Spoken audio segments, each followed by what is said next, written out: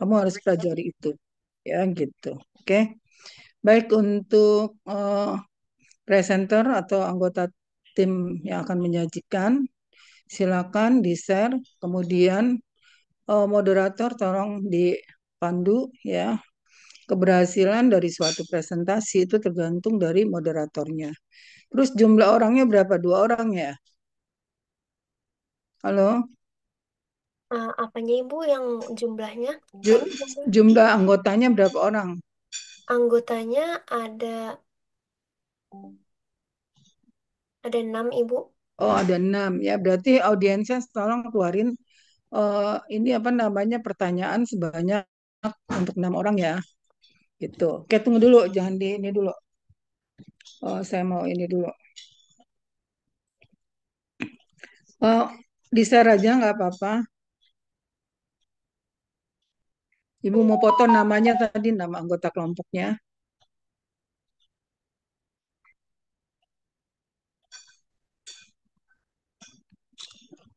Oke, silakan. Baik, dimulai saja ya untuk mempersingkat waktu karena tadi nanti Ibu ada slide Ibu yang itu merupakan bahan ujian ya. Oke, silakan. Iya baik Ibu. Saya buka. Saya Maula Karima sebagai moderator pada malam ini Waalaikumsalam warahmatullahi wabarakatuh. dengan topik penata laksanaan HN dengan kasus kanker pada lansia dengan dosen pengampu Ibu Nelly Yardes SKP MKes. Ini sebelumnya kan sudah ini ya Bu ya, sudah Presentasi. presentasi. Ini kita boleh lanjutin aja bagaimana Ibu atau harus Boleh diulang? lanjutin aja. Ya, benar. Ya baik. Nanti Ya. langsung dilanjut ya kelompok. Waktunya saya berikan 30 menit, nanti baru 30 menit lagi kita ada sesi tanya jawab, baru nanti dilanjut sama materi yang akan diberikan oleh Bu Nelly. Ya boleh dimulai Oke. aja kelompok. Baik, Bismillahirrahmanirrahim. Teman-teman kita mulai ya. Untuk materi sekarang ada coordination of home health nursing in the elderly with cancer. Jadi koordinasi dari perawatan HN ini dalam menangani kanker pada lansia. HN coordination consists of disciplinary team working together to provide comprehensive care to cancer patient at home. Nah, program dari koordinasi ini, salah satu program layanan yang memberi layanan menggunakan tim interdisiplin ini adalah program layanan CPCHC namanya teman-teman. CPCHC itu apa sih? CPCHC itu Cancer Patient Centered Home Care. Program CPHC ini menerapkan pendekatan yang berfokus pada kebutuhan pasien secara menyeluruh, baik fisik, psikologis, dan sosial di rumah. Nah, ini tujuannya untuk memastikan pasien um, tetap mandiri dan dapat berpartisipasi dalam kehidupan sehari-harinya sebanyak mungkin. Nah, tujuan si CPCHC ini sejalan dengan tujuan utama home health nursing, yaitu menjaga pasien agar tetap dapat menjalani kehidupan yang normal di rumah tanpa perlu bergantung sepenuhnya pada perawatan rumah sakit. Next,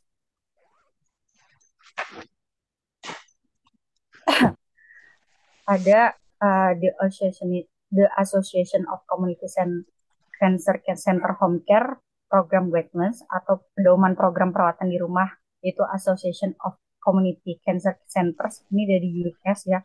Mereka bilang kalau staf perawatan kanker di rumah itu harus mampu memberikan perawatan yang tepat dan kompeten untuk pasien kanker dan keluarga mereka pada setiap tahap mereka. Therefore, oleh karena itu, CPCHC ini dijalankan oleh tim perawatan kesehatan yang terspesialis gitu lah, yang dikoordinasiin sama ahli onkologi sendiri yang berpengalaman, yang dan harus bekerja sama dengan pusat kanker komprehensif yang terafiliasi dan penyedia layanan kesehatan itu menjamin dalam perawatan di rumah. Lalu next, untuk anggota tim yang berkoordinasi di layanan CPCHC ini, ada pertama ahli onkologi sendiri. Dia perannya seperti apa sih? Dia ini sebagai pemimpin tim yang mengkoordinator tim, bertanggung jawab dan mengkoordinasi perawatan pasien dengan cara membuat pengobatan, rencana pengobatan, dan memantau perkembangan penyakit. Terus ada perawatnya sendiri. Nah, perawatnya sendiri untuk perannya memonitor kondisi pasien setiap hari, ini kan daily supervision. Terus ada perawatan luka, terus pemberian obat dan terapi sesuai dengan anjuran si dokter. Terus ada farmasinya juga. Untuk farmasinya itu dia mastiin kalau penggunaan obat si pasien ini tepat dan aman, serta bisa Tunggu dulu membantu. ya. Tunggu. Coba eh, kamu ini dulu, apa namanya, buka dulu. Saya mau menentukan yang bertanya siapa. Karena kalau nggak nanti nggak akan keluar pertanyaan. Ya, buka dulu. Karena saya mau ambil nilainya. Oke, Izin bertanya, Ibu. ya. Kak, Ini kamera. dulu, stop dulu share-nya. Oh, stop. Share. Ya, ya. Stop share-nya. Oke, yang akan bertanya di sini ya. Satu, Bintang Eko ya. Bintang Eko. Oke, Bintang Eko, halo, ada Bintang Eko. Ya, Ibu. Ya, Anda nanti keluarin satu pertanyaan ya. Kemudian Raihana. Raihana, Raihana. Itu ada namanya doang apa ada orangnya? Iya, Ibu. Ya, Iya, Ibu. siapin pertanyaan satu Iya, ya. ada, Ibu. Ya, nanti kamu siapin. Kemudian Aisyah. Ya, Aisyah. Ya. Kamu kasihan sama teman kamu kan, kalau nggak dapet teman kamu nggak ada nilainya. Ya, Salma, Iya, Ibu. Anjeliana, Anjeliana. Jadi jangan bilang, oh saya nggak bisa, nggak bisa. Kamu harus bisa, karena nanti kamu ngadain conference juga bareng-bareng, ya siang klinik juga bareng-bareng. Masa kamu diem aja jadi pendengar? Ya, Nopi, ya Nop, siapin ya Nop. Wah, perhatikan dari sekarang, ya. Terus boleh lebih kalau misalnya yang 6 wajib ini udah ngasih pertanyaan dulu, ya.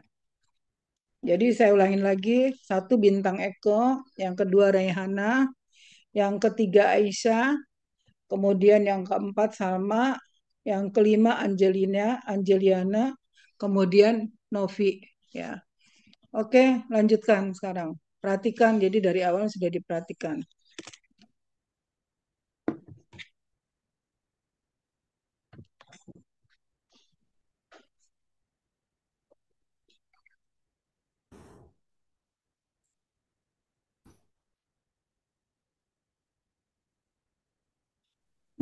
Baik, saya lanjutkan ya. Ya, Nah, yang selanjutnya ada dari psikologis. Dia itu memberikan dukungan psikologis kepada pasien dan keluarga, serta membantu mengatasi masalah emosional yang terkait dengan penyakit kanker. Terus juga ada fisioterapisnya, yaitu membantu pasien mempertahankan atau meningkatkan fungsi fisik melalui latihan dan terapi fisiknya. Nutritionist juga make a diet plan. Terus juga di sini juga CPCHC itu ada namanya social worker. Dia ini perannya untuk providing social support and helping patient access needed resources. Next.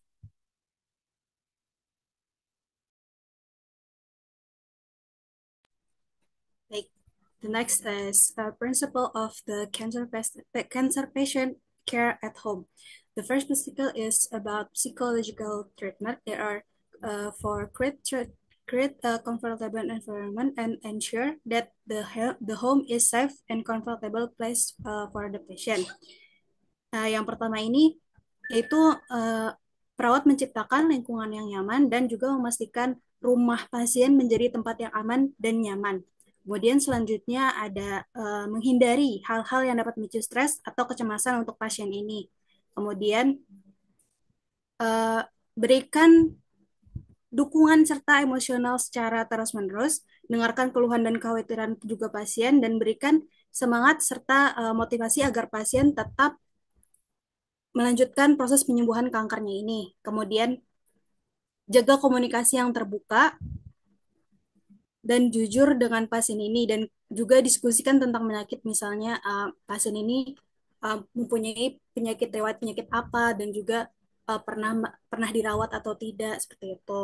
Kemudian dorong pasien untuk tetap melakukan aktivitas yang mereka nikmati sesuai dengan kemampuan mereka, dan dapat membantu meningkatkan suasana hati dan juga kualitas hidup pasien ini. The next is about nutritional care. The first is ensure that the patient receives nutrition and balanced food. Pastikan pasien dapat menerima makanan bergizi dan juga seimbang. Dan konsultasikan dengan ahli gizi untuk mendapatkan rencana makanan yang sesuai dengan kebutuhan pasien ini. Dan juga pilihlah makanan yang mudah dicerna, terutama jika pasien mengalami masalah pencernaan. Dan juga biasanya pasien lansia ini kan uh, mohon maaf giginya ada yang udah bolong ya. Jadi kalau bisa pilih makanan yang gampang dia proses gitu. Selanjutnya uh, pastikan pasien mendapatkan cukup cairan dan mencegah dehidrasi, dan juga jaga kebersihan alat makan dan uh, alat makan untuk mencegah infeksinya. The last is about pain management. Nyeri kanker ini biasanya disebabkan oleh banyak faktor ya, karena alasan juga berbeda-beda. Nah, penanganan juga pasti berbagai macam, di antara dengan terapi aromaterapi, dilakukan operasi, dan juga terapi melalui obat-obatan. Nah, pasien yang memiliki kecemasan dan juga stres yang berlebihan dapat memperparah rasa sakit atau nyeri yang timbul. Untuk mengurangi rasa cemas dan stresnya, perawat bisa mengarahkan pasien untuk mendengarkan musik, menonton televisi. Nah, ini tuh untuk mengalihkan perhatian nyeri yang dirasakan oleh pasien. Kemudian diberikan kompres dingin atau panas, dan akan meringankan rasa nyerinya juga. Ketika pasien dalam perawatan, disarankan agar pihak keluarga ini menemani pasien agar tahu hal-hal dasar untuk merawat pasien tanpa bantuan dari perawatnya. Ini ada beberapa pelayanan home care yang sudah kami temukan. Di sini ada Siloam at Home. Ini perawatan chemoport. Chemoport ini kayak untuk mengalirkan obat ke dalam pembuluh darahnya pasien ini, yang mana nanti perawat ini udah memiliki experience in caring for cancer patient or palliative. Nah, kerjanya ini apa? Tugasnya yaitu untuk memonitor chemoportnya, indikasi-indikasi yang mungkin saya terjadi, dan meminimalisir risiko infeksi, dan juga clots atau penyumbatan. Nah, ini tuh udah termasuk dengan satu kali nurse visit fee, obat alat-alat, kemudian transportasi dari perawatnya ini minimal 10 kilo, dan juga tidak termasuk dengan chemoport, additional medicine atau medical device, dan terakhir tidak termasuk dengan injection drugs or multivitamins. Ini di charge dengan harga 1.599.000 dengan termasuk ini dan tidak termasuk ini. Selanjutnya ada home care dari RSK Darmais atau Rumah Sakit Kanker Darmais. Ini yang pertama ada Cancer Pain Management, NGT Insertion, Urinary Catheter, Wound Care, Colostomy, Tracheostomy and Stoma, Infusion, Psychologist, Spiritual, Psychotherapy, and Acupuncture. Okay, the next about challenge and the strategy home health nursing in Adelaide with cancer. Sarang the next.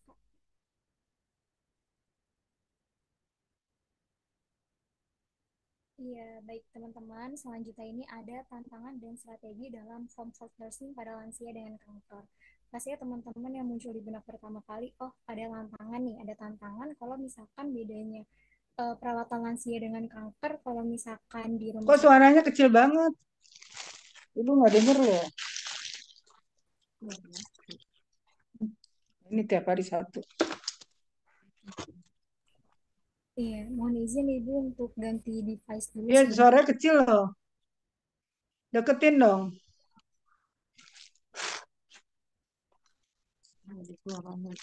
Oh, oh.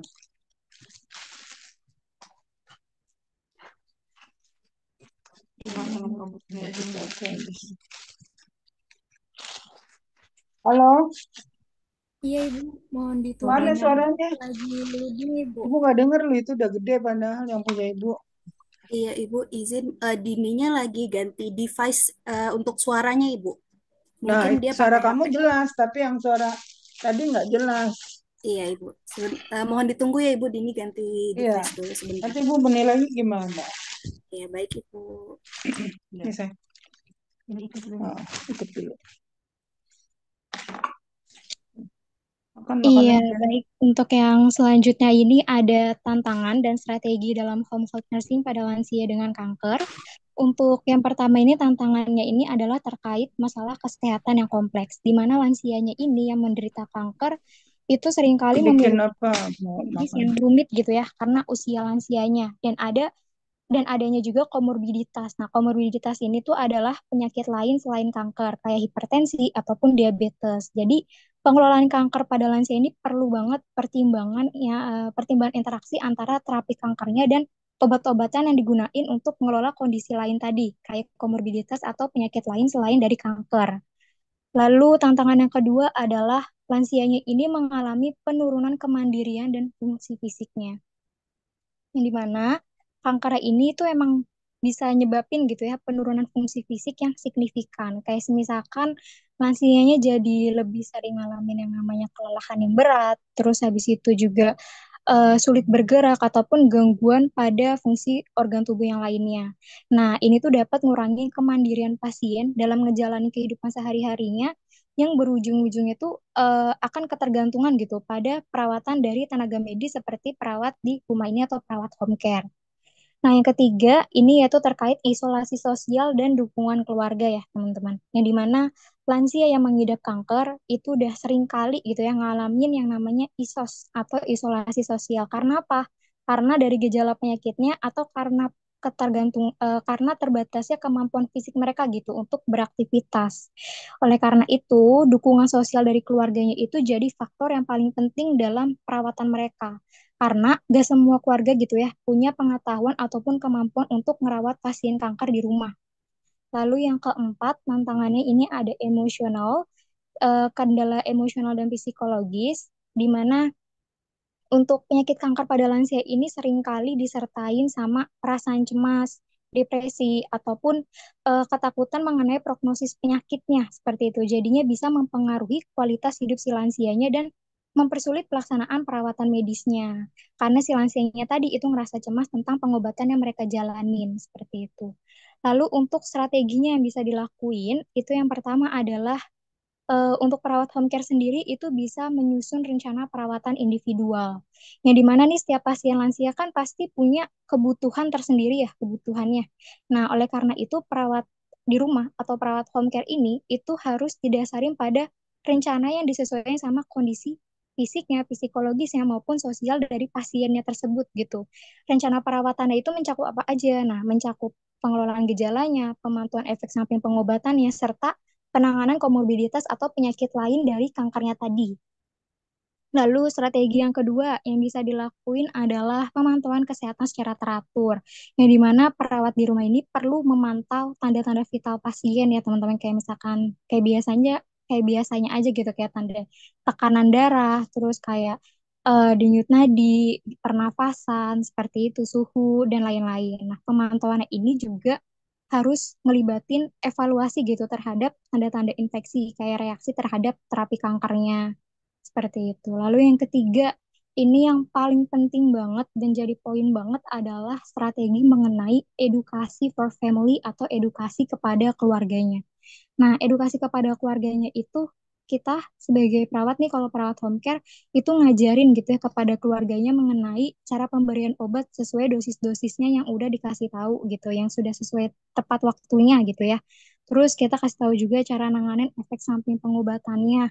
Kayak kan kalau penanganan efek samping pengobatan tuh nggak harus dengan farmakologis aja gitu ya, bisa dengan non farmakologisnya. Terus bisa kita ajarin juga untuk ngenalin tanda-tanda komplikasi ataupun infeksi. Dan kita berikan juga nih edukasinya ini mengenai kayak kita ajarin juga cara ngerawat luka atau ulkus seperti itu. Lalu yang keempat strateginya adalah dukungan psikososial, di mana lansia dengan kanker ini kan pasti ya butuh perhatian khusus gitu terhadap aspek psikologis dan emosional mereka. Oleh karena itu, perawat home care ini itu berperan sebagai pendengar yang baik dan memberikan dukungan emosional serta mengidentifikasi kebutuhan psikologis pasien, seperti tadi pasien yang ngalamin kecemasan. Nah, bisa tolong di next, Kak.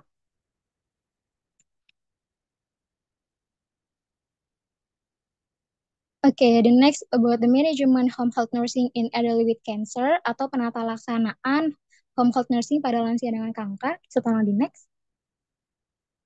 Nah, sebelum kita masuk ke penata laksanaannya, teman-teman di sini saya mau jelasin sedikit mengenai pengobatan kankernya dulu. Karena nanti di penata laksanaan kan ada kayak manajemen nyeri, manajemen mual muntah, dan sebagainya gitu ya. Makanya yang di highlight di bagian pengobatan kanker ini sendiri adalah efek samping yang akan dirasakan pada lansia dengan kanker ini setelah menjalani pengobatan seperti itu. Nah, pengobatan pada kanker ini bisa dilakuin yang pertama dengan radioterapi, di mana radioterapi kan using radiation to kill or to stop the growth of the cancer cells by damaging the DNA of cancer cell gitu ya. Yang dimana radioterapi ini menggunakan radiasi.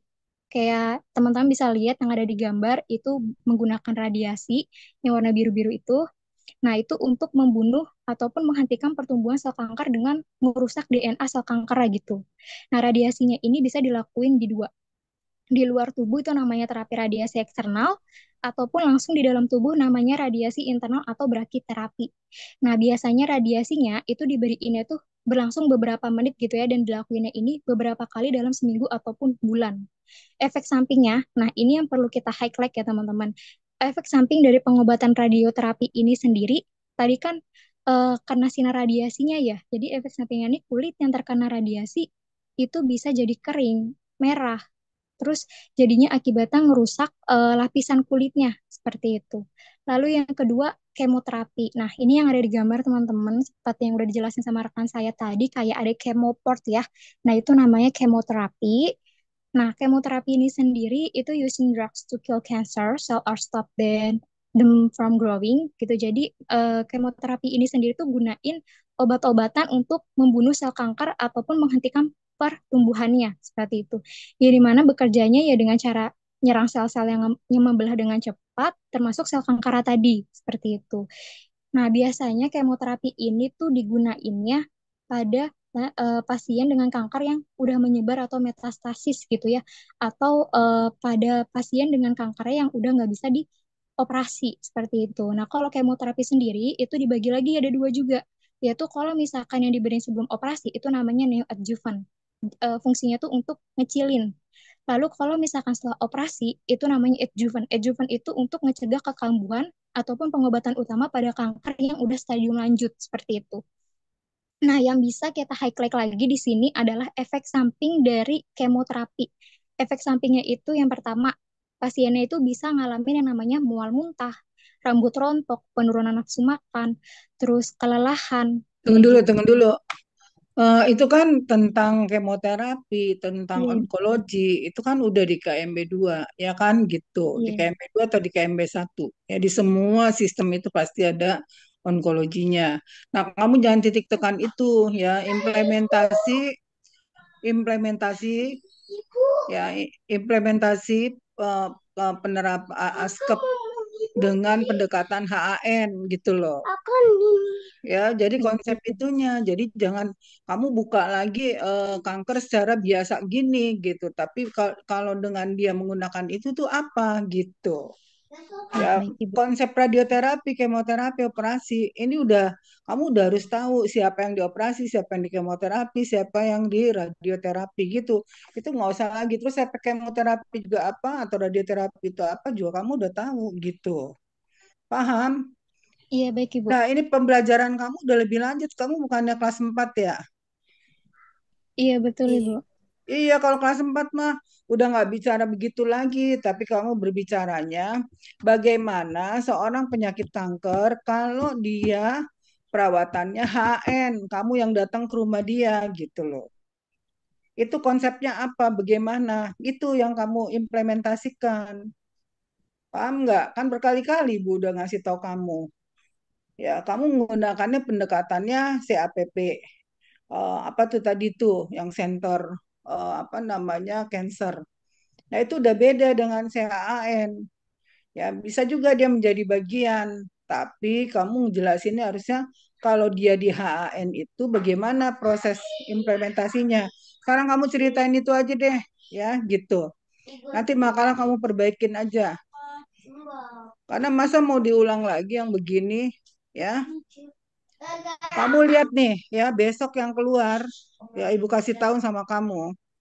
Nih, makanya saya maksain kamu untuk maju hari ini. Karena saya kasihan sama kamu nanti 10 angka hilang. Ya, gitu. Ini soalnya ini. Okay. Ya. Nih, ya. Oke. Nah, sekarang ini yang ada di bukan yang ini ya, yang update yang baru. HN-nya. Tunggu dulu.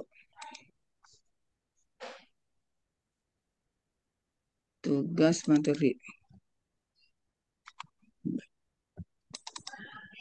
Ya. Nah, ini yang Ibu harapin tuh dari kamu ini. Tunggu dulu sebentar, Ibu ini nama kamu. Ya, Iya, baik Ibu. implementasi dari ini.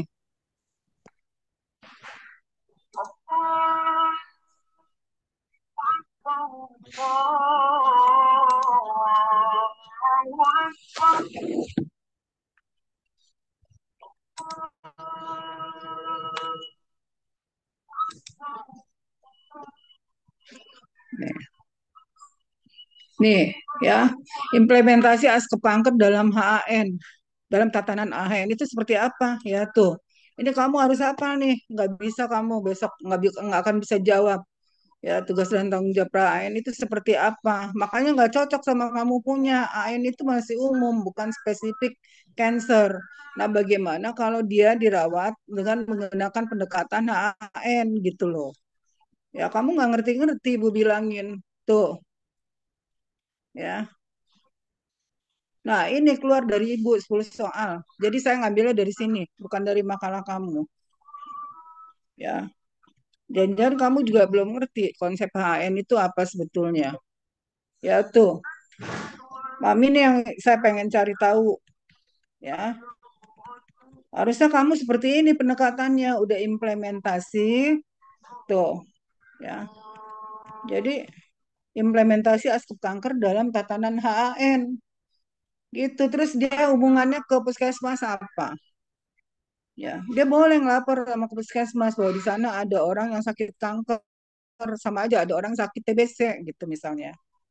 Nah, terus, oh seneng banget orang puskesmasnya, ya.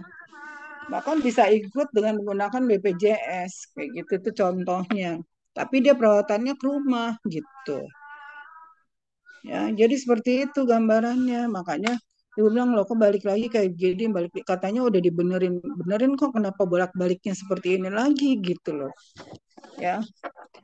Jadi sifatnya apa dengan CPA dengan CPA CPPE tadi ya, itu kaitannya dia koordinasi gitu loh. Paham? Ya, kamu boleh ketawa sekarang. Besok kamu nggak akan bisa ngejawab 10 soal. Ya, saya kasihan aja pas saya diminta soal sama Bu Mariam, saya bilang, tuh anak udah paham belum konsepnya? Ya, makanya saya kasih slide saya ke kamu. Nah, tolong tuh dibaca. Kalau enggak, terserah kamu. Ya, saya udah kirim soalnya, gitu. Nah, sekarang tolong dong maju kamu dengan konsep HAN gitu loh. Gimana? Nanti kalau misalnya yang kamu kencenginnya ke arah situ, boleh kamu menggunakan tadi konsep ke cancer center, ya. Tapi jangan terlalu banyak tentang penyakit kansernya. Penyakit kanker itu udah di kepala kamu waktu KMB 2. Orang kamu udah PKKMB kok. Ya enggak, Talita, udah PKKMB belum kamu? Ya. Iya, Jadi Ibu jangan sudah. mengulang seolah-olah kesannya AN itu nggak perlu gitu akhirnya. Kalau nggak ngapain kamu bicara AN kalau dia sama dengan dirawat di rumah sakit. Perbedaannya apa? Dirawat di rumah dengan dirawat di rumah sakit gitu harusnya. Ya. Oke, lanjutkan. Ini saya stop dulu ininya. Yuk, kasihan yang mau nanya gue bingung tuh nanti, lihat aja. Ya, tapi jangan sampai nggak bertanya ya, nanti saya nggak bisa menilai dia lagi.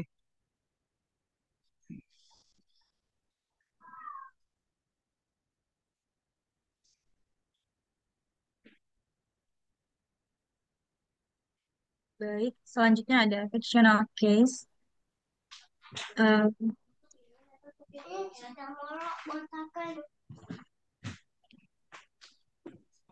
is age 60 years old, with cervical cancer stage 4 since 9 months ago. The patient has received various medical treatments such as surgery and chemotherapy. The cancer has spread to the abdominal cavity and bones. As a result, the patient experienced severe pain with a scale of 8 and was continuous in the abdomen and hips for approximately 8 months. The patient complained that she could not sleep and often felt nauseous and vomited. Before chemotherapy, Mrs. A's weight was 57 kilogram, and after chemotherapy, berat badannya menurun menjadi 50 kilogram. Harus tinggal bersama putrinya yang dengan setia merawat sehari-hari. Lalu, Nyonya A ini mengungkapkan perasaannya cemas dan takut tentang kanker dan nyerinya. Pasien sering mengeluh kesal, tidak mampu melakukan ibadah. Pasien juga mengungkapkan keraguan tentang keadilan dan tujuan dari penderitaannya, merasa terputus dari sumber harapan atau kekuatan spiritualnya. Ia juga bertanya-tanya apakah penderitaan yang dialaminya memiliki arti dalam rencana yang lebih besar. Keluarga juga melaporkan bahwa Nyonya A merasa kesepian dalam pencarian spiritualnya dan kesulitan menerima kenyataan bahwa hidupnya mungkin akan segera berakhir. Hasil tanda-tanda vital diperoleh tekanan darah 140 per 90 mm air raksa, suhunya 37,6, lalu RR-nya 23 kali per menit, heart rate-nya 110 kali per menit, dan hasil laboratoriumnya menunjukkan Hb 8,9 gram per desiliter, eh, hematokrit 30%, leukosit 11.000, albumin serum 2,0 gram per desiliter, natrium 125 milimeter air raksa, milimol, kaliumnya 3,2 milimol, magnesium 1,5 milimol, klorid klorida 90 milimol, eh, kalsiumnya 4,5 miligram per desiliter. Terus gini, biasakan, tunggu dulu sebentar. Kamu berbicara tentang hasil pemeriksaan diagnostik laboratoriumnya atau apapun, tapi kamu harus tahu nilai normalnya apa. Misalnya di sini, kalium normalnya berapa? Kalau 3,2 ini normal atau abnormal? Kalau abnormal, kalau dia rendah, apa yang terjadi? Kalau dia tinggi, apa yang terjadi? Maka nanti jangan sampai, oh dia dapat KCL, ternyata memang nilai kaliumnya rendah. Sama natrium juga, albumin 2. Albumin 2 menunjukkan apa? Gitu. Paham ya? Jadi nanti tolong nilai normalnya kamu lihat di situ karena ini merupakan data objektif untuk kamu merumuskan diagnosa keperawatannya. Ya, ingat nggak waktu di PKKMB? Jadi jangan sampai eh, apa tuh hasil dari pemeriksaan diagnostik itu tadi nggak kepake, sayang. Padahal kan kamu nurse gitu loh. Ya, itu mendukung misalnya gangguan misalnya nutrisi kurang dari kebutuhan tubuh. Salah satu yang menunjang itu adalah faktor albumin. Kamu kembali faktor apa aja yang mempengaruhi atau data yang menunjang. Kalau dikatakan pasien itu memang kekurangan gizi. Nah, itu contohnya. Ya, faktor-faktor apa itulah data penunjang dia. Nah, itu masuk hasil pemeriksaan. Jadi bukan tidak berarti nanti di profesi kamu ini akan menggunakan seperti itu. Ya, profesi itu gambaran kamu udah jadi seorang perawat, masa ngelaporin ke dokter nggak tahu nilai yang betulnya berapa, yang abnormalnya berapa, ke kolaborasi dengan teman kamu. Dokter itu kan teman kamu, dia juga nggak bakalan mau bermitra kalau kita terlihat rendah dari dia. Paham ya? Persetan dengan kelas internasional. Kalau kualitasnya nggak sampai ke kelas internasional tadi. Itu bukan kita yang menilai, orang yang menilai. Gitu. Oke? Ya, mulai berubah sekarang cara berpikirnya. Mungkin nggak ada yang mengingatkan, tapi saya mengingatkan sekarang. Ya, mumpung saya ingat. Ya, terus kamu juga yang udah pernah dibimbing sama saya kan pasti kenyang itu. Ya, data apa lagi secara hasil pemeriksaan diagnostik gitu. Ibu pasti nanya ke sana. Ya kan? Ya. Nah, kalau udah yang biasa bimbing ibu udah tahu dia itu akan berpengaruh. Ya. Kamu boleh bilang ibu galak ya sekarang, tapi nanti kamu akan merasakan nikmatnya kamu jadi perawat yang betulan. Oke, ya kita lanjutin. Nanti ditambahkan ya di dalam makalah kamu.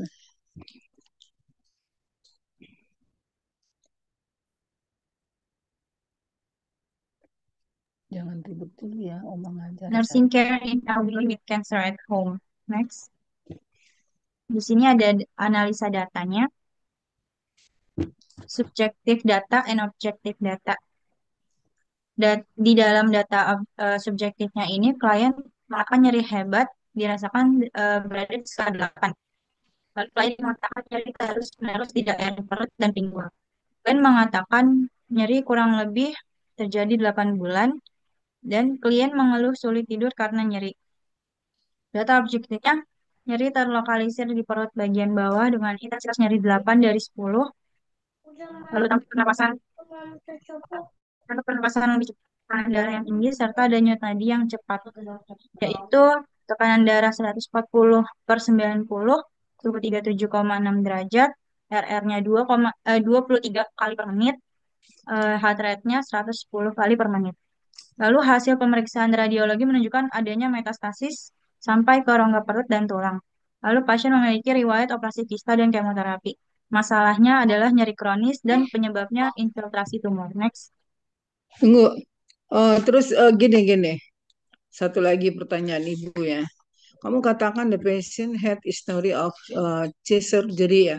Berarti kan operasi kista dan dilakukan kemoterapi. Itu kapan? Terus apakah itu berpengaruh riwayat itu terhadap chronic pain tadi? Nah, nah, itu nanti kamu tuh untuk coba sekarang data itu kan udah kamu masukin. Apa hubungannya dengan chronic pain tadi? Terus apakah kalau misalnya dia udah kemoterapi, udah kistanya diangkat, masih tumor infiltration? Ini tolong nih perhatikan yang mau bertanya, jadi cara bertanyanya gitu. Nah, coba kamu jawab. Apa jawaban kamu? Ada nggak riwayat itu dipakai di situ? Enggak kan? Karena nggak ada hubungannya chronic pain-nya itu. Chronic pain muncul apakah karena apa namanya kansernya nggak berhenti sampai situ terus berkembang, tapi bukan karena akibat pembedahan kista. Itu tahun berapa dilakukannya? Terus udah kering belum lukanya? Atau kemoterapinya kapan? Gitu. Kemoterapi mual muntah kayak gitu, ya itu kapan? Terus ada nggak hubungannya dengan nyeri? Kalau dia udah diangkat kan biasanya nyerinya agak berkurang. Kemoterapi juga kan tadi prinsipnya mematikan kan, yang membunuh pertumbuhan sel. Nah, jadi jangan asal nulis aja ngambil dari mana. Ya, gitu. Dari kamu juga analisis kasus yang kamu baca dan onkologik yang kamu baca, pasien itu sebetulnya kondisinya apa? Elderly, tapi dalam kondisi apa gitu loh. Lansia, misalnya dalam kondisi apa, ya. Terus dirawat di rumah kan yang dirawat di rumah nggak mesti orang tua. Kanker dengan stadium akhir ya bisa aja dirawat di rumah, nauzubillah min dzalik, ya kan? Gitu. Ya nggak Anissa? Ya nggak? Izin, iya Ibu. Ya, jadi konsep AHN itu kamu dulu dipahamin, baru kamu nanti bisa menjawabnya. Oh ini orang kanker, tapi gua yang ke rumah, bukan dia yang gua temuin di rumah sakit gitu. Itu kan kita monolog dalam hati kita. Nah, kalau dia di rumah, berarti gua perawatannya apa aja. Terus gue bisa kunjungannya berapa kali. Kalau misalnya ada harga, berarti kamu kunjungannya terbatas, ya kan? Berarti kamu sekali kunjungan udah punya perencanaan ngapain aja. Artinya kamu awalnya udah ada pengkajian awal. Sejauh mana kamu akan memberikan asuhan pada pasien di rumah tadi gitu. Ya tidak, kan logikanya gitu. Ya,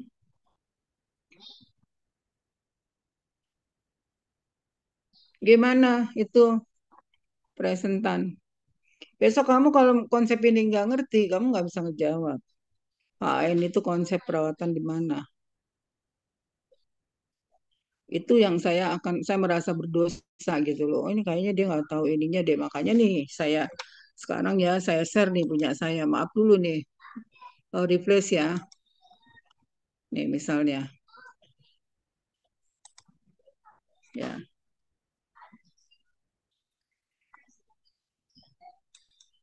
Saya, saya takut kamu nggak bisa jawab ujian. Ya, tuh. Kamu lihat. Tunggu dulu bukan yang ini.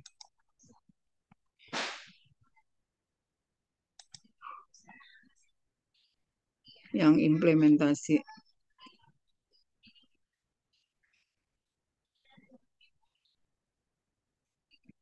Nih, ya, ya, tuh. Ya. Nih, bentuk perawatan yang dilakukan di rumah pasien. Tuh, udah jelas. Pertujuannya apa? Membantu pasien memerlukan nih perawatan medis dan perawatan di rumah. Kenapa perlu? Nih, tujuannya apa? Membantu pasien untuk pulih dari penyakit atau cedera, meningkatkan kualitas hidup pasien, mengurangi risiko komplikasi penyakit, membantu pasien untuk mandiri, tuh, mengurangi biaya perawatan. Jelas lebih murah. Karena kalau di rumah sakit sehari misalnya 750, sekarang yang kelas 3 aja berapa? Karena ada BPJS, kalau nggak ada BPJS enggak, ya gitu. Tuh, tugas perawatnya ngapain nih tugasnya? Ya. Terus termasuk manajemen kasus itu ada di kamu. Ya. Kelebihannya apa? Kemudian keterampilan yang diperlukan apa? Tuh, ya.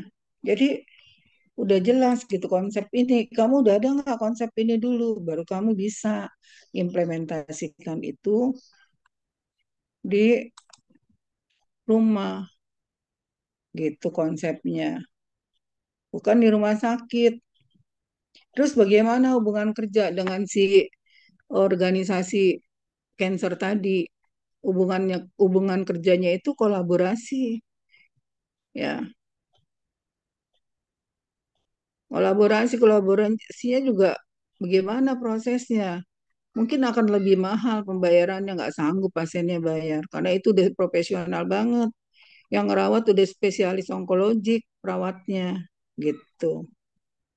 Perawatan medikal bedah tapi dia kayak orang menekuni luka.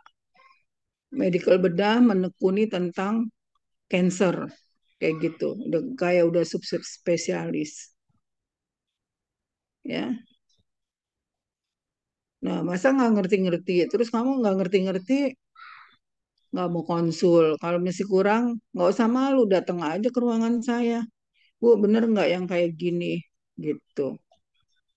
Kamu minta slide saya aja, saya kasih. Ya, gitu. Bisa nggak dilanjutin sekarang? Izin Ibu, bisa di-share screen lagi ya, Bu? Kenapa, Kak Nur? Saya lanjut, kami lanjut lagi presentasinya. Iya, kalau menurut Ibu juga Ibu udah bosan bolak-balik itu, ya. Tapi kamu perbaiki itu makalah. Nanti yang 6 itu, yang pertanyaan dari teman kamu, itulah penilaian kemampuan kamu untuk menjawab. Paham? Nggak ada gratisan. Saya aja sampai bela-belain nih. Siapa tadi yang ngejar saya, si Anida. Ya, saya gagalin satu. Ya, yang mau AAN juga. Saya bilang udah janji saya sama KI kalau nggak salah. Ya, karena saya bilang saya mau menginformasikan itu loh ya, bahan ujian. Gitu.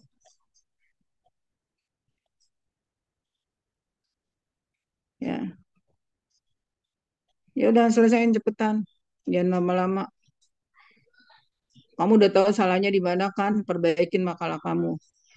Jadi itu nilai baru adanya nilai presentasi, tanya jawab. Karena saya nggak bisa ngasih nilai kamu juga.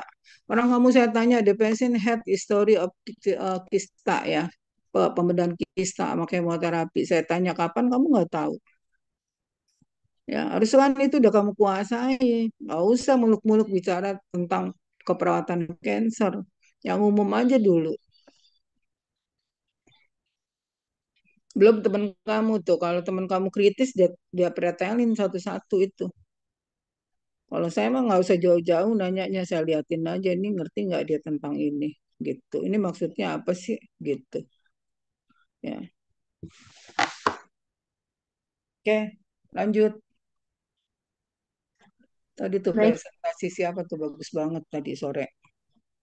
Tanyaannya juga bagus, yang ngejawab juga bagus.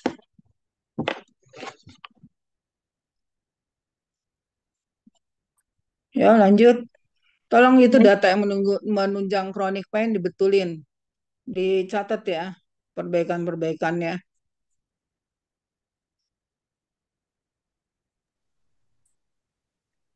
baik. Terima kasih, Bu.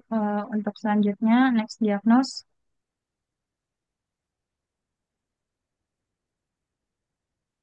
Tuh, nutrisi kan ada, ya kan? Coba lihat datanya apa aja yang menunjang. Kalau nutrisi datanya, apakah natrium menunjang, kalium menunjang, magnesium menunjang, Cl menunjang, fosfat menunjang? Pertanyaan saya. Terus lihat albuminnya mana? Nggak ada di situ. Justru albumin yang penting. Kalau kamu berbicara natrium, kalium, itu biasanya hubungannya dengan cairan. Neng, udah kelas 4. Coba deh kamu lihat. Kamu buka tentang ilmu cairan.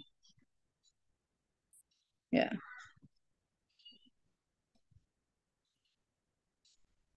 klorida. Tuh. Ya, ini contoh aja nih.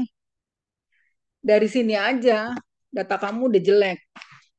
Tuh, Ibu ngomong apa adanya ya. Jangan di sini dulu. Ya, tuh. Kamu kan bicaranya defisit nutrisi. Ya, beda dengan dehydration misalnya. Kalau kamu bicara tentang dehidrasi, iya, nyambung. Tuh. Ya, tapi juga dia nggak berbicara indeks body mass index, ya, gitu. Hemoglobin, justru kamu tadi kan udah berbicara albumin, mana albuminnya di mana letaknya. Justru albumin itu penting, gitu. Kamu gampang deh buka di Google begini, data yang menunjang gangguan defisit nutrien apa kebutuhan nutrisi tubuh kurang. Pasti salah satunya keluar itu albumin atau protein. Protein di dalam darah namanya albumin. Udah mau lulus, jangan nggak tahu. Ya, gitu. Ya gimana? Oke, kita tutup dulu. Kamu perbaikin dulu semua. Sekarang saya mau share ini saya aja. Ya, karena ini bahan ujian. Besok hari Jumat kamu sudah ujian. Ya, saya juga nggak mau kamu nggak bisa apa-apa. Ya, setuju nggak pertanyaan Ibu? Kalau setuju kita lanjutkan. Kalau enggak, kita stop aja. Gitu.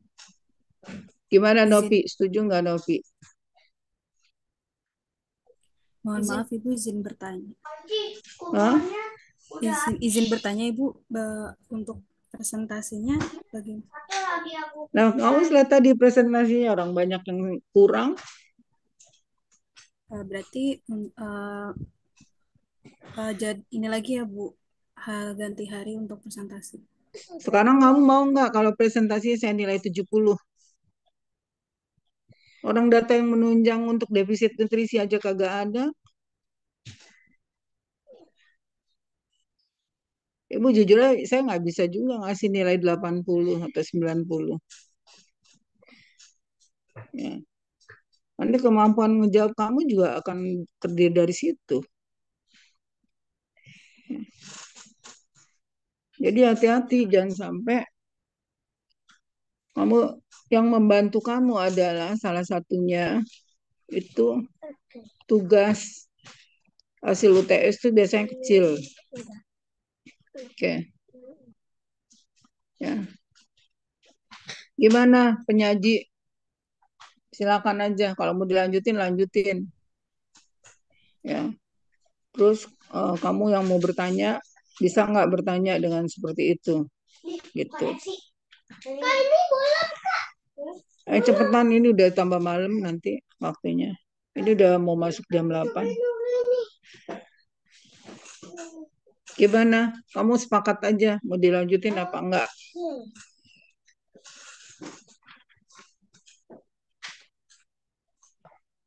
Nur Kalisa. Bagaimana Nur Kalisa? Ayo. Udah tingkat 4 loh. Harusnya udah bagus, terus pemahamannya bagus gitu loh.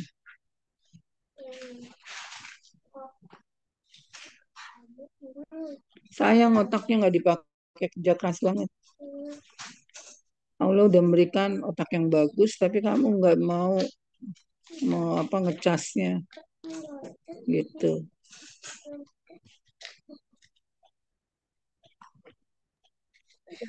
Iya Ibu, izin Gimana?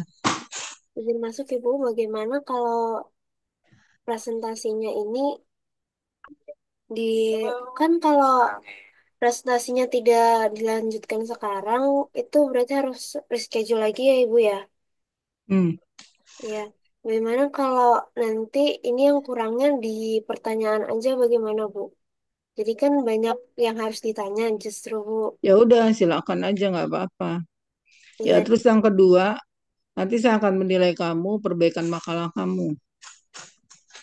Ya untuk makalah, perbaikan makalah kamu. Kalau makalah kamu nggak datang berarti itu kosong, 60%. 40% tanya jawab. Ini nanti yang 6 dari teman kamu. Terserah kamu jadinya. Ya kalau ibu gampang aja karena ibu niatnya ngebantu. iya, Ya, iya.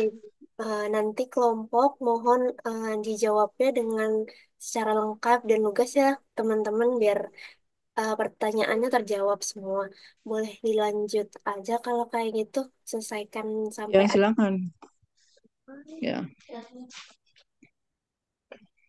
oke. Jadi nanti yang tadi bertugas untuk bertanya, silakan kamu eh, kritisi apa yang udah ditulis. Ibu aja udah dapat 2, ya. 2 diagnosa, dua-duanya, ya. Data pendukungnya nggak ada. Oke. Ya apa-apa, saya juga capek kok bolak-balik. Masa ginian aja nggak selesai-selesai. Harusnya kan ini kan sebentar juga beres gitu loh.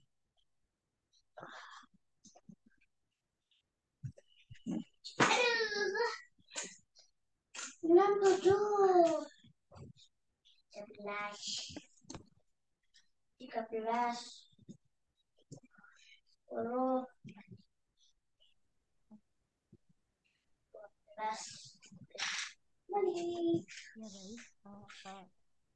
Ya, kita dilanjut kawan-kawan mengingat waktu.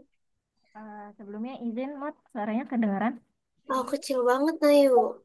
Oh, udah kedengeran belum? Bisa didekat lagi nggak?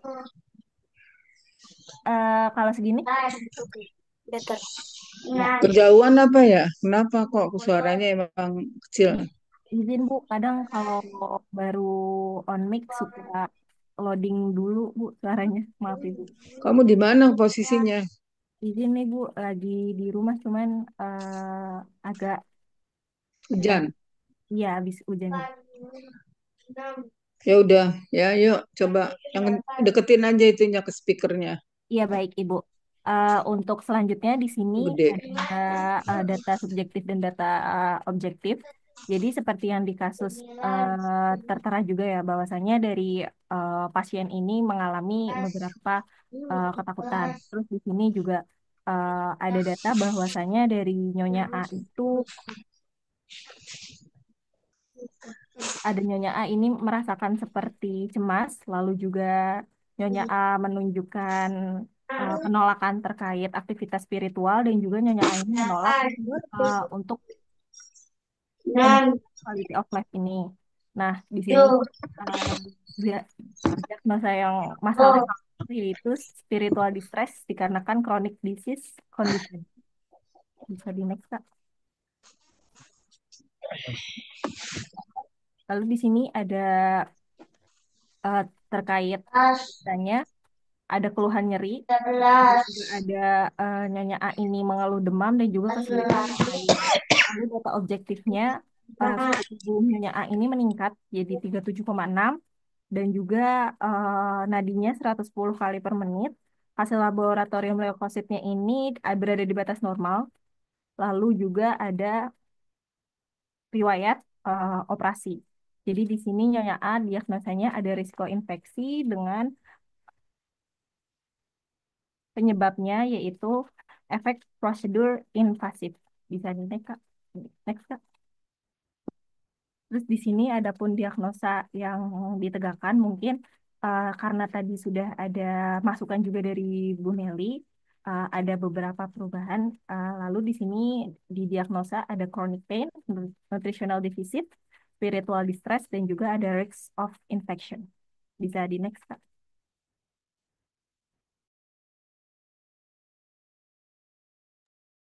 Iya, baik. Yang selanjutnya ini ada nursing intervention. Saya tolong di next, Mbak. Ya, untuk yang pertamanya ini intervensi yang dilakukan dan implementasi yang dilakukan pada pasiennya adalah dengan farmakologis ya. Kalau dari farmakologisnya berdasarkan psikinya sendiri itu dengan mengedukasi analgesia terkontrol. Analgesia itu obat untuk ngurangin nyerinya seperti itu dari segi farmakologis atau obat-obatannya. Nah, ini biasa edukasinya itu dilakuinnya ke si pasiennya dan ke keluarganya. Jadi yang harus diedukasi itu obat-obatannya kayak jam-jam minumnya kayak gitu. Lalu juga nama-nama obatannya, terus dipakainya tuh berapa kali sehari seperti itu tuh harus ada dosis-dosis tertentunya. Nah, ini teman-teman bisa langsung cek aja di Siki mengenai kelengkapan kontrol analgesianya, edukasi analgesia terkontrol. Bisa tolong di next, Pak. Nah, izin ya teman-teman. Nah, yang berikut ini ada obat-obatan yang biasanya dipakai dari segi farmakologisnya sendiri. Nah, ini obat-obatannya ada non-opioid analgesik sama ada opioid analgesik. Kalau non-opioid analgesik itu analgesik atau obat nyerinya itu masih lemah tapi bisa untuk mengurangi nyeri. Ini ada namanya Yang paracetamol. pasien kamu yang dapat yang mana? Yang pasien kamu aja. Oh iya, Jadi izin Ibu. kamu jangan ngejelasin lagi tentang obat-obatan nyeri itu kan paracetamol, ibuprofen, morfin, ya, fentanyl itu semua obat-obat untuk kurangin nyeri. Sekarang pasien kamu dapat yang mana? Nanti pertanyaan teman kamu adalah kenapa dia dapat itu, gitu. Terus berapa lama dia akan dapat itu? Itu pertanyaan teman kamu kan begitu. Teman kamu kalau yang pintar akan melihat efek dari penggunaan analgesik itu dalam jangka waktu yang lama akan ngapain terhadap otot-otot pernapasan. Kayak gitu. Ya itu saya ajarin cara bertanya. Oke. Jadi kamu jangan jelasin itu lagi. Pasien mendapatkan untuk chronic pain-nya diberikan resepnya apa aja. Gitu. Ya, jadi jangan bertele-tele. Kalau satu kali lagi bertele-tele, saya berhenti. Ya, capek saya juga, saya dari pagi loh.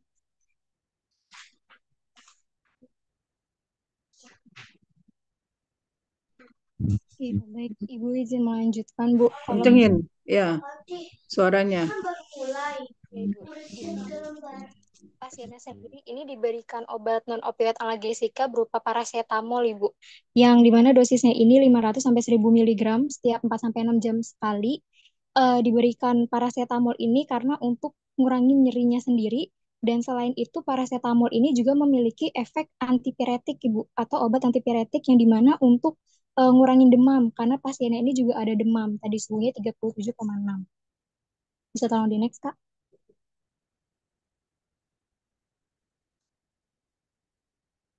Nah, kalau misalkan dari segi non-farmakologisnya sendiri, ini kan berupa terapi gitu ya teman-teman, yang dimana terapi ini itu sebagai pendamping dari pengobatan. Jadi nggak ngilangin pengobatan utamanya tadi dengan obat-obatan, lalu ini bisa diberikan terapi non-farmakologisnya sendiri gitu. Nah, ini berupa akupresur terapi atau terapi akupresur gitu.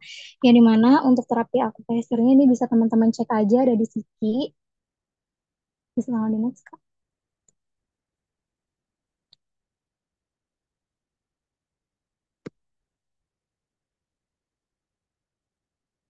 Nah, iya selanjutnya untuk terapi akupresur sendiri ini udah dibuktiin gitu ya teman-teman berdasarkan dari evidence based practice-nya ini ada akupresur as an ya alternatif bisa tolong Mas. Itunya nggak perlu kamu. Iya, Bu. Udah di Ya maksud ibu kamu kan membahas tentang asuhan keperawatannya. Nah implementasinya apa aja? Ya nanti pertanyaan kamu tuh bagaimana cara memberikannya ke pasien itu bagaimana? Dia dalam kondisi kemoterapi di tatanan HAN, gitu kan pertanyaan teman kamu? Ya udah stop aja dulu deh ya, kamu kayaknya nggak paham ini. Ya, itu cuma data untuk latar belakang. Mana kamu menginformasikan nggak latar belakang? Kenapa kamu ngambil cancer di tatanan HAN? Ya, kenapa kamu nolong dia di rumah? Emang ada apa sama si cancer gitu loh? Itu kan.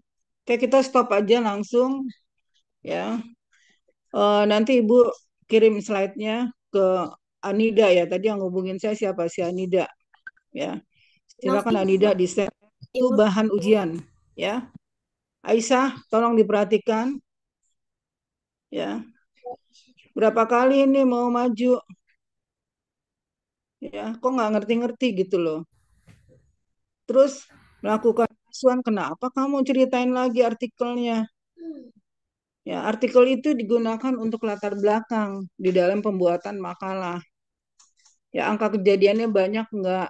Terus yang obat yang digunakan apa?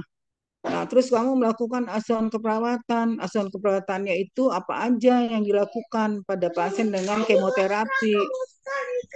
Kalau pasien kamu kemoterapi ya berarti kan pendekatannya kemoterapi. Terus ada apa? Ada nyeri, ada mual, ada muntah. Terus itu kamu apain? Nah, kalau kamu tatanan di rumah, berarti itu bagaimana cara kamu memberikan asuhannya? Apakah si keluarganya kamu ajarin gitu? Kan nggak mungkin kamu datang tiap hari. Apalagi kalau itu baunya ada pembayaran. Tuh.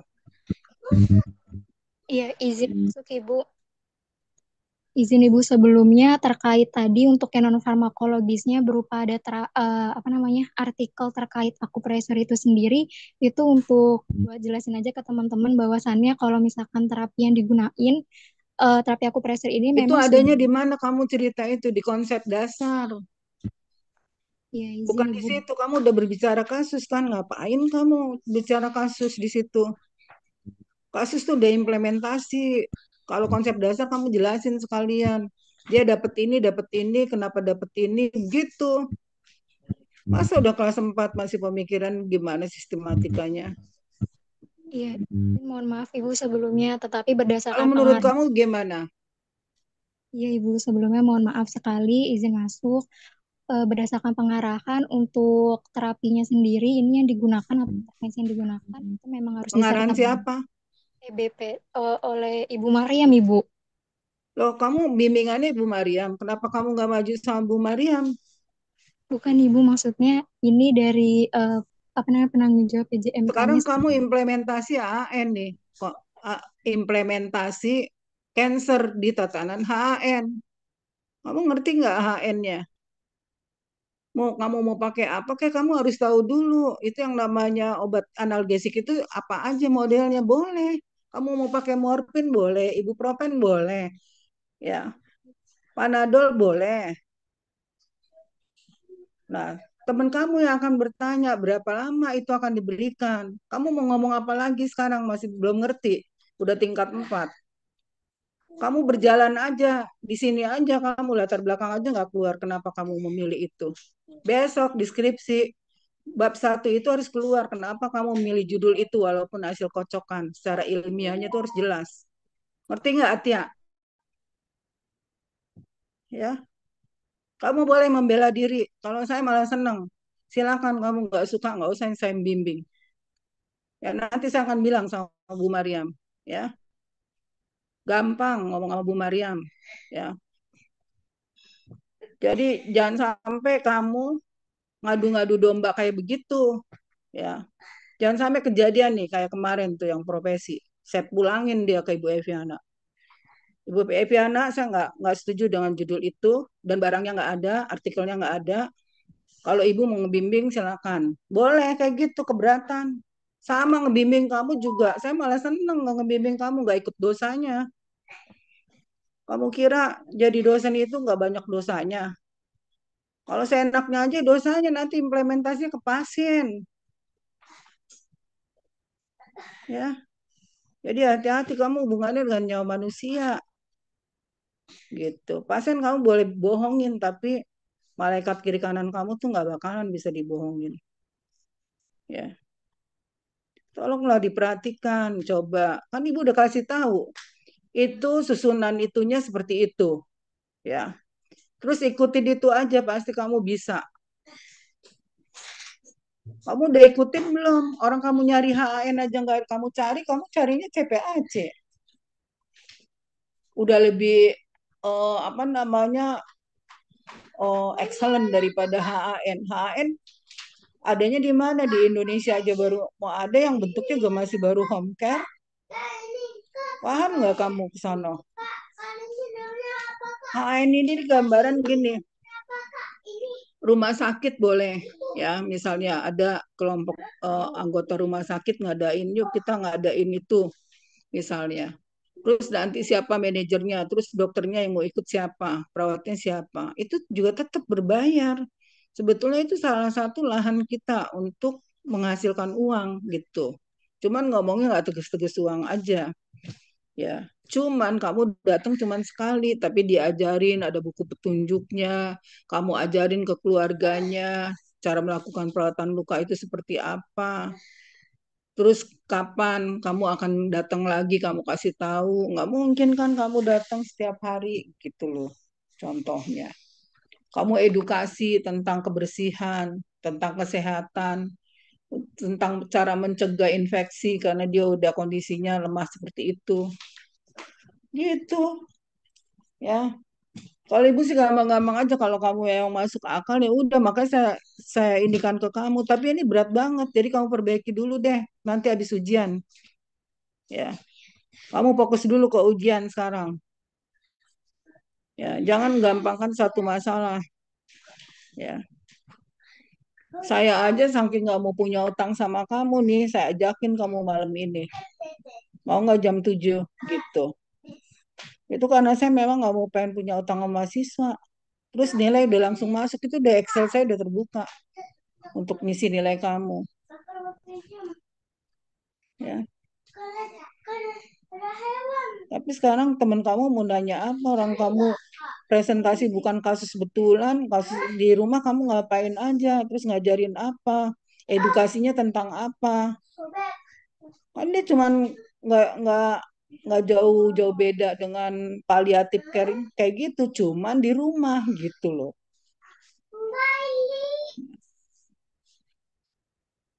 Kamu yang datang, bukan dia yang ke rumah sakit gitu. Oke, Ibu rasa cukup ya. Nanti itu Ibu kirim, terserah kamu ya. Cuman yang jelas nama Anda yang dibimbing saya tahu ya, yang udah punya nilai itu baru satu ya kalau nggak salah. 4B juga itu ngajakin apa namanya ketemu, tapi saya belum bisa tadi ya. Jadi karena udah janji sama Anida, Anida itu ngejar-ngejar saya. Ya Gali juga, ya 4B itu Gali ya kalau nggak salah. Ya gitu. Paham ya? Kan saya udah bilang dari awal jangan buang waktu saya ya. Saya juga capek mau istirahat ya gitu. Barusan nih saya baru selesai bikin soal MPS 10. Ya, nyampe langsung buka laptop, langsung buka soal. Kalau soal kamu udah dikirim ke Bu Mariam. Makanya saya bilang supaya kamu bisa ngejawab, saya akan share itu yang namanya slide saya. Karena jawabannya ada di situ semua. Tolong kamu pelajarin. Ya. Tentang HS. Saya tanya, soalnya apa? Konsep HN dengan cancer. Oke. Ya gitu. Berarti implementasinya kan. Nah, kamu baca itu. Oke. Baik, sampai sini mohon maaf kalau ada yang kurang berkenan ya khususnya untuk kelompok. Jadi mohon maaf sekali ya kalau kamu sampai sakit hati sama ibu itu bukan semata-mata sengaja. Ibu maunya selesai tugas hari ini. Ya, makanya saya udah tunjukin orang yang mau bertanya siapa aja. Kenapa? Karena dengan cara seperti itu teman kamu bisa langsung memperhatikan kamu pada saat presentasi dan bisa memunculkan pertanyaan ya, membantu kamu. Baik, kalau tidak ada lagi, saya akan berhenti di sini. Dan silakan kamu ujian dulu hari Jumat, kalau nggak salah ya, kamu ujian hari Jumat. Nah, ini slide nanti saya akan kirim ke Anida. Nah, Ibu, maaf motong Ibu. Ya, Eh, yang tadi ngechat Ibu Novi, Ibu bukan Anida. Anida mungkin si pen lain Ibu. iya, siapa jadinya tadi? Novi Ibu. Nanti Oh, Nopi ya? Apa Mutia? Novi Ibu Novi. Nopi ya? Ya, Oh, ya. Jadi nanti saya akan kirim ke tadi yang ngechat saya. Ya, ya ada Ibu. namanya nggak Nopi kamu? Tadi ada namanya nggak WA-nya? Atau gini aja Ibu boleh dikirim di chat Zoom aja biar nggak lupa. Di mana? Di chat Zoom ini eh, ada pesan di chat Zoom Nanti langsung. aja. Tadi siapa yang ngubungin saya yang gampang aja. Izin Ibu, saya Ya, Novi. Ertinayu kayaknya juga ada deh di Ibu. Ada Ertinayu nggak di sini? Iya, izin Ibu ada Hertinayu. Ya, ya. Ertinayu kan kamu ada chatnya sama Ibu ya? Ada nggak? Erti? Izin Ibu mungkin nanti saya chat Ibu dulu aja. Takutnya nomor saya di Ibu Ya, juga oke. Ya, kurang. secepatnya supaya kamu bisa baca. Lumayan 19 slide. Soalnya 10 dari situ semua. Ya. Jadi kalau kamu nggak baca nggak bisa. Jadi gitu. Soalnya kamu tahu, oh konsep HN gini tuh. Ya, terus implementasinya kalau di cancer itu begini. Nanti kamu sekalian itu yang tim perbaiki yang kayak gitu tuh gimana? Sebetulnya konsepnya onkologi biasa, cuman di tatanan HAN. Gimana tuh koordinasi kerjanya? Ya kan gitu. Cuman gitu doang. Ya.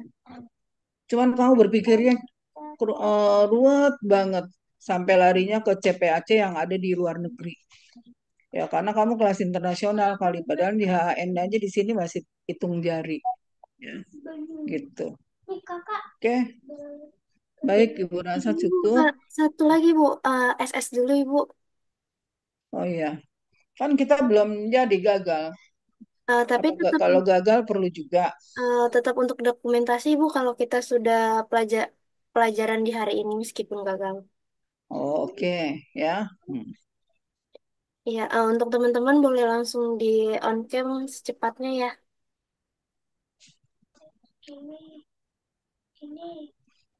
Iya, saya unsur 1, 2, 3.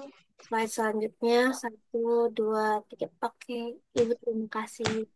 Ya, udah ya. Mohon maaf sekali lagi selamat ujian ya. Nanti saya kirim ke Ertinayu. Ertinayu, silakan kamu cat ya. Mau tidur sayang ya. Ini siapa? Ya. Seperti itu. Assalamualaikum warahmatullahi wabarakatuh. Selamat malam. Iya. Terima kasih Bu. Iya. Udah saya chat Ibu. Ya. Assalamualaikum. Waalaikumsalam.